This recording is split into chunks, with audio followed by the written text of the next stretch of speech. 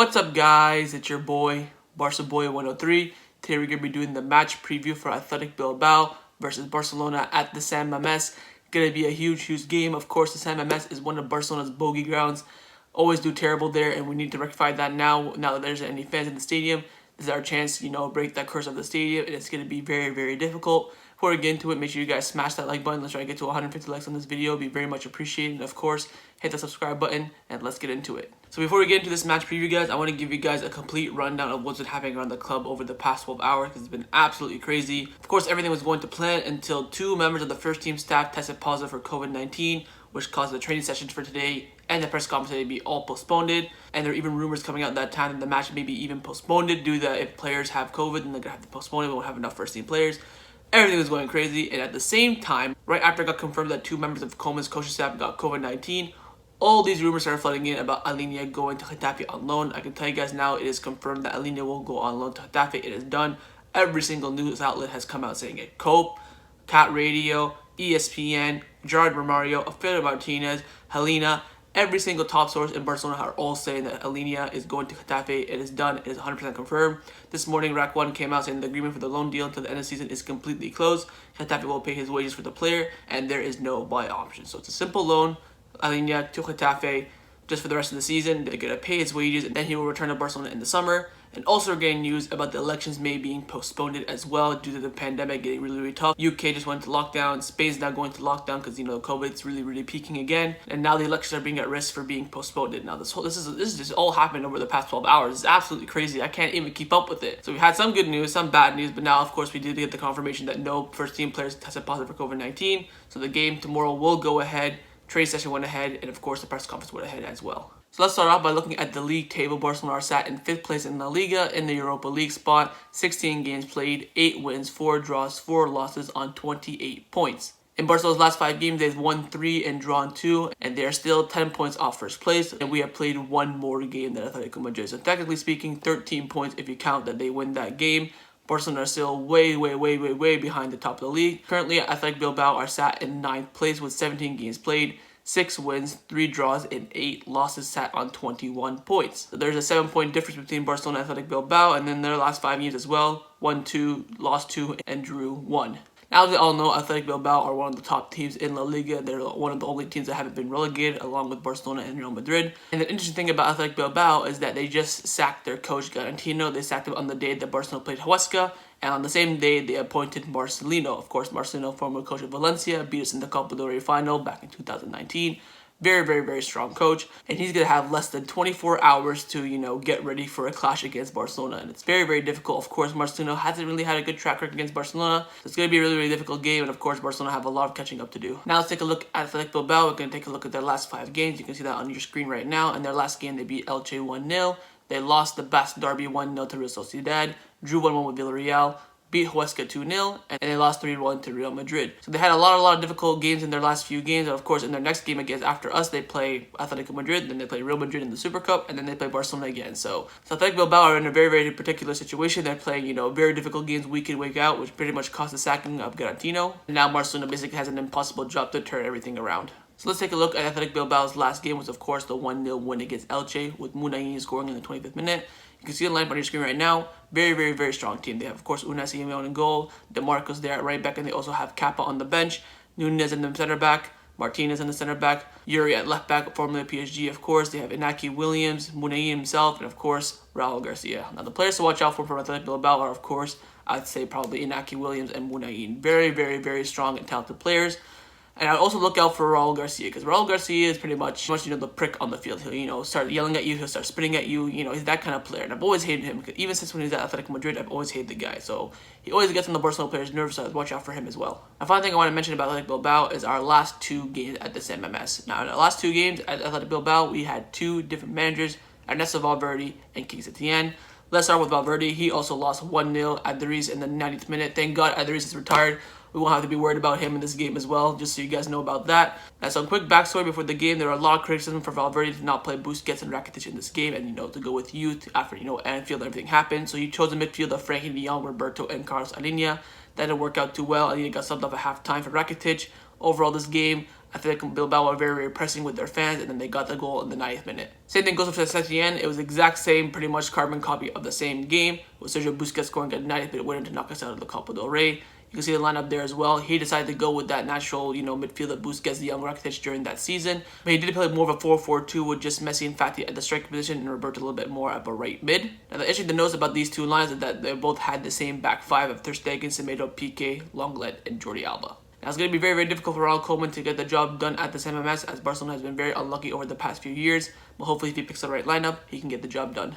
Before we get into Ronald Koeman's press conference, the squad list has been released and it is on your screen right now. And the main exclusion from the squad list is, of course, Carles Alena. He is currently in Madrid in Getafe finalizing his deal, and it will go through. He will be sent on loan for the rest of the season. The squad list is Ter Stegen, Dest, Araujo, Busquets, Griezmann, Puig, Braithwaite, Messi, Dembele, Ricky, Puig, Neto, Lenglet, Pedri, Trincao, Jordi Alba, De Jong, Umtiti, Firpo, Inaki Peña, Mingueza, and Conrad de la Fuente. Now, there were rumors that Moriba may be included in the squad. He did train with the first team, but unfortunately he wasn't included. So that's the squad list. Let's get into Ronald Koeman's press conference. Let's get into Ronald Koeman's press conference, of course, to talk about the game. The press conference is about 7 hours late due to a little bit of a COVID scare, but he did it, and let's get into what he said. He started by saying, there are things in life that can't be controlled. Yesterday afternoon, they called me because there were 2 people in our staff who tested positive. We followed the La Liga protocol. Thankfully, everyone tested negative this morning. Alena has permission to finalize his move away. He's a player for the future who has to play. That's Koeman right there confirming Alena's move to Getafe.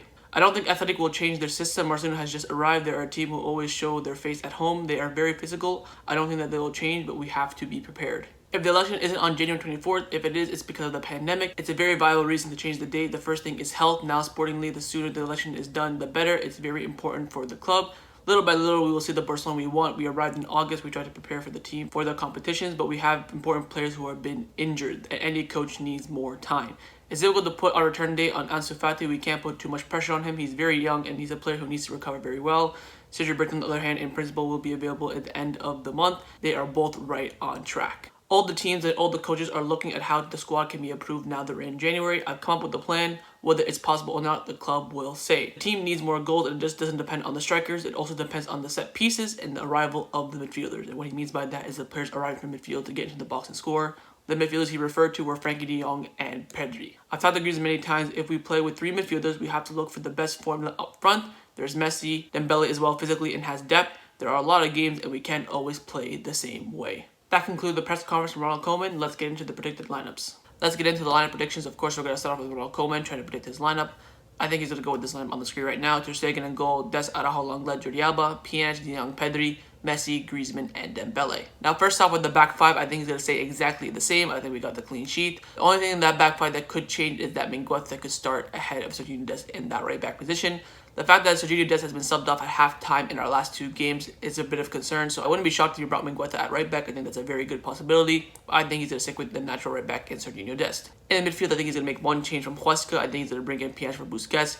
Like I've been saying before a lot of the time, I think Busquets in that low CDM position is brilliant, but against a really good team, away with fast players, I don't want to see Busquets there. I think he'll get absolutely turned to shreds. I think him going for the experienced Puig could be a possibility. Of course, you can maybe drop De Jong back and then maybe Pedri, Puig, or Carles Alena.